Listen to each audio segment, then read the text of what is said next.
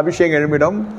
அந்த அபிஷேகம் இருக்கும், ஒரு குறிப்பிட்ட காலம் வரைக்கும் இருக்கும். நம்ம ரிசர்வில் போகுது இல்லையா வண்டி, பெட்ரோல் போடுறோம், டீசல் போடுறோம், கேஸ் வண்டி எனக்கு தெரியாது, பழக்கம் இல்லை. கொஞ்சம் போவோம், பெட்ரோல் பங்க் வரைக்கும் போகிறதுக்கு தான் அந்த ரிசர்வ். அது வரைக்கும் அந்த அபிஷேகம் கிரியேஷன் இதே மாமூலம் ஆக்கிடுவான். நம்மளால் அபிஷேகம் தான் இருக்குல்ல, கர்த்தர் போல இல்லைன்ட்டு இஷ்டப்படி ஜீவியம் செய்வாங்க. அப்போ என்ன ஆகுனா, ஒரு காலகட்டத்தில் தள்ளிட்டு போவாங்க. ரிசர்வையும் தோற்று தள்ளிட்டு போகிறாங்க இல்லையா, நீங்கள் எவ்வளோ பேர் பார்த்துருப்பீங்க. ரிசர்வ் எல்லாம் முடிஞ்சு தான் ஏன் தள்ளிட்டு போவாங்க. சாதாரணமாக வண்டி விட்டு இறங்குவோமா, ராசகுமார மாதிரி தானே உட்காடுறோம். தள்ளுற ஸ்டேஜ் வருதுன்னா சுத்தமாக இல்லைன்னு அர்த்தம். நம்ம கைவிடப்பட மாட்டோம், தேவைகளாம் சந்திக்கப்பட்டோம், பிரகாசம் அங்கும்.